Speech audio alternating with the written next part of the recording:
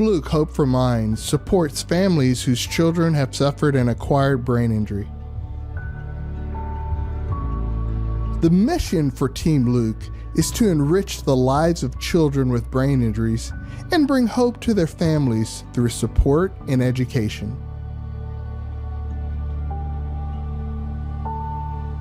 You know, it's interesting because I had no idea how prevalent brain injuries were, especially in kids, and it seems as though there's no blueprint when something like this happens. How have you helped assist families, and tell us a little bit even about your story and how you gain access to information and hope?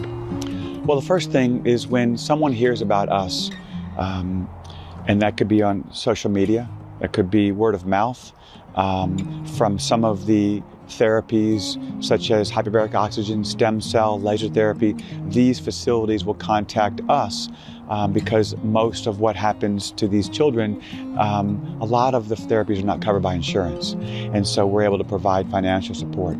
But when the applications come in, and then at some point, Rhonda talks to the families, I talk to the families, because the one thing that we all, as a father of a child who had a brain injury, is that, you know, you feel isolated. You feel like you're by yourself and no one gets it.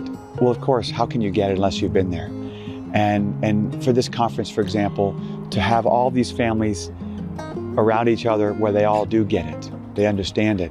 But yes, until my son Luke had his brain injury, I had no idea how prevalent brain injuries are among children. We're getting applications every single day. If there's something you want the average person watching this documentary to know about Team Luke Hope for Minds, what would that be? I think number one, it's a national organization.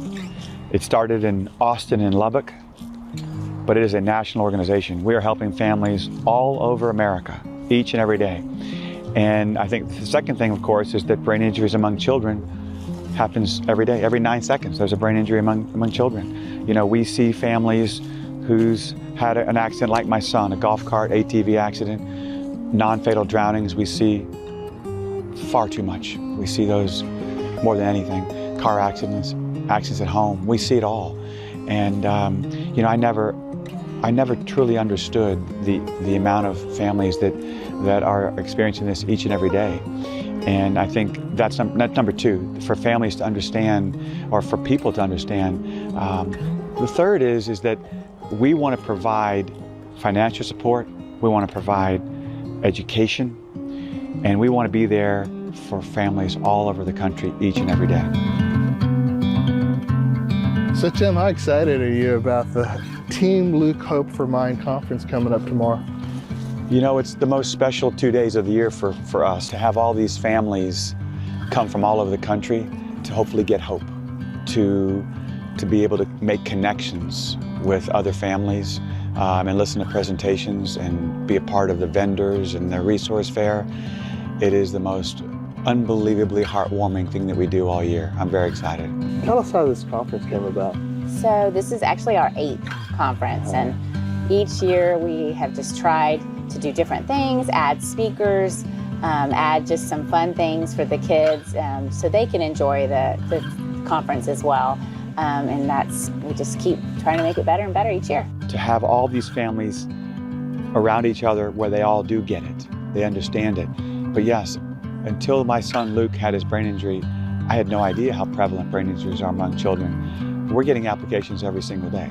Every single day. We have granted over $500,000 each of the last 4 years because families need our help. We were offered grants, financial assistance to get therapy for Diamond, and oh my gosh, it's helped a lot. It's exciting to know that, you know, the other families that are going through what we're going through, and knowing that they understand, like they get it, you know. And I explained to Diamond as well, like, you know, there's other kids in your situation here too. And she just smiled about that. She's like, you know, it's good to know. I do feel like the connections are so important to them, and they look forward to this every year, to be able to see these friends that they've met and connected with. And then of course the presenters, you know, doctors that they want to get in front of. Maybe they haven't been able to afford to go see them, but they have that moment in their room, that they can ask a question and get that, connection with them as well. And then know, what's out there, like what can help their child.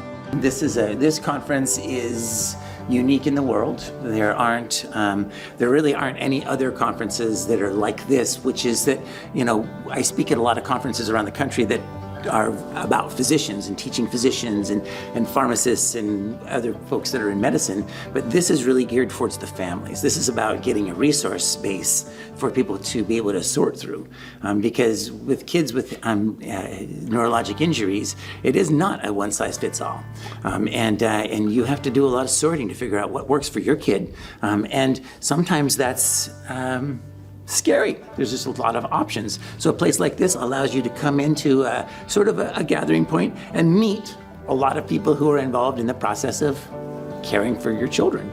It's really amazing because you get to actually see families connect. You feel the families connect, right? I mean, you'll see people that maybe they've been messaging for months or maybe years, right? And they finally come together, and it's just palpable, right? It's an amazing environment. It has to happen. Because this community is unlike any other. There's no better cause than supporting families struggling through pediatric brain injury. Of all the things that I'm involved with and do, and talks that I give in organizations and medical conferences, there's none like this one. What Team Luke is doing, bringing all these patients and families together, and this online dissemination of information and so on, it is where this is all going to really help so many people. But you know what I think our most important thing is to be able to sit and talk to these parents. And I know over the last couple of years we've done that. I've done that, and hearing their stories. When I have a parent come up to me and say, I want you to know how much I appreciate, the fact that you're having this conference, and that we come back every year. We've had families that'll be here tomorrow for their third and fourth years. It's just incredible. I really don't know if I have the appropriate words to describe the feeling that I will get tomorrow when I see those families walk up with their children in a wheelchair, because we were doing the same thing a few years ago. I think it's such a positive environment and reinstates hope for all of us here who have children with that are medically complex. Sometimes at home we may feel like we're alone. We don't have friends or family who have children like Kingston. So coming here, meeting people, following them on Facebook, supporting each other, that just means the world to us, because we know we're not alone. So Stacy, what have you enjoyed about this conference so far? Being around Volta people. Attending the conference every year. I mean, for this year, it's been so informative, so educational, and again, giving us hope for Diamond that, she can get through this and that there's still help out there for her. We were told that based on Luke's MRI, what he would never do. Never use his limbs, never use his voice, and should never open his eyes. He did all three. And I'm such a big believer that Luke made progress because of therapies, because of the therapists, the doctors, the nurses, but also the love was the #1 therapy that he received from me and from his family and from his friends. We have families driving in from California, Las Vegas, families from New York, Philadelphia, Seattle, all over the country. And it's just incredible to think that these families are here because of my son's injury. I think one thing that gets lost in all this is the families, not necessarily the kid who actually suffered the injury, but the effect it has on the entire family, the siblings, the parents and stuff.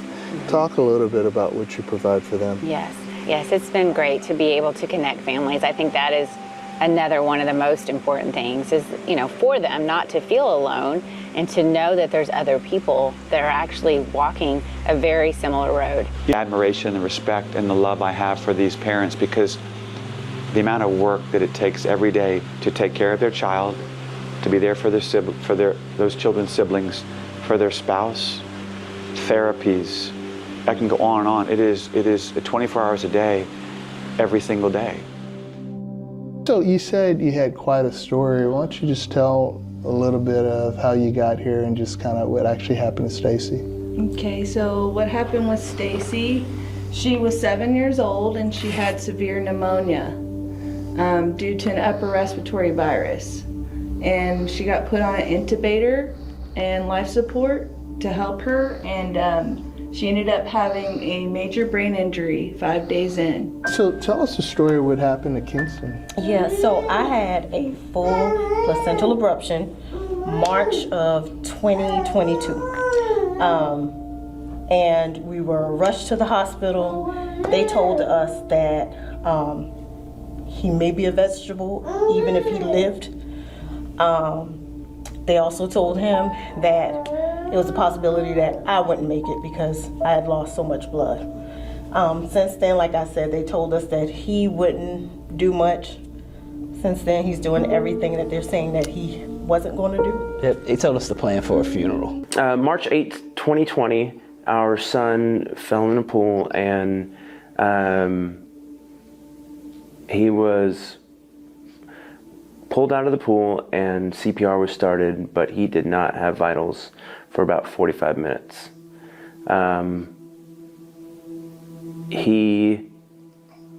we were in the emergency room and they were doing CPR, Amy and I were literally in the fight of our life, that we had nothing going. This is our third child and First son.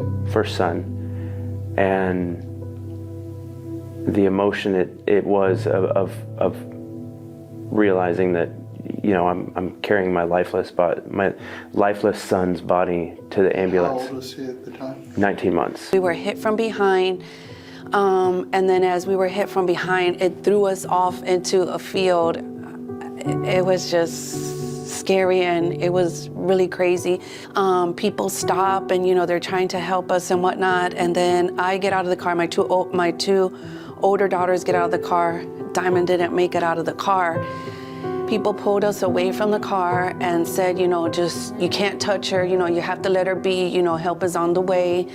One of the paramedics came to me and said, you know, we're gonna have to take your daughter in. At this time, a helicopter flew in. We're gonna have to take your daughter in, and I'm trying to explain to them, like, you know, is she okay? You know, I need to be with her, can I go with her? And just kind of nodded his head. This is either life or death, like, we gotta take her in. So we get to the room, and I just remember seeing Diamond, you know, tubes everywhere, IVs, everything, just everywhere. I mean, obviously, I couldn't believe what I was seeing. I was sick to my stomach, and to see Diamond there and then not knowing, is she gonna make it? Is she okay? But then we were told, yes, you know, Diamond hit her head pretty bad. Her skull was fractured. The skull couldn't be saved. And she's also in a coma. Listen, the bottom line is we want to provide for everyone. We can't do that unless we raise the money. The hope aspect is again, like she said, not just the different avenues of the doctors and everybody that's speaking, the therapists and everything. It is so much more than that when the leader of Team Luke has gone through it as well and understands what parents need and would like to see. When I see someone walking with their child, obviously I'll go back to, I was one of those dads too. But I also know this, that there's a key word, and that's hope. Team Luke Hope for Minds started because of J.D. Hartman and because of my son Luke. And I remember last year telling families that if Luke did not have his accident, we wouldn't be here today. But I also want people to understand is that every family that has a child with a brain injury is looking for hope, clinging to hope, because there's a lot of unknown. Families will be around each other who understand what each of them are going through. And that alone will give others hope, because there's no blueprint, A to Z. We have a resource guide for families, but what is it that I need to do for my family, for my children, for my child with a brain injury? And so it's very powerful. These 2 days are so emotionally powerful and it's such a high for me that I know that when it's over, there'll be a bit of a letdown for me because we are gearing up. This is our Super Bowl. This is what we are looking forward to. Our staff, so full of passion, after these 2 days, are just absolutely blown away by the stories from families. There's a lot of, so last night in particular, I was talking with a mother who's new to this, and she's in the medical field. And her eyes are being opened in a way that the veil's been lifted, right? Team Look Hope for Minds lifts the veil so that we can see that, yes, our prognosis might look grim. You know, yes, our child might have lost their heartbeat and they're not the same child that they once were, but for us, I'm not gonna give up hope on Isaac, are you? No. And as long as we don't give up hope, we're gonna need Team Luke.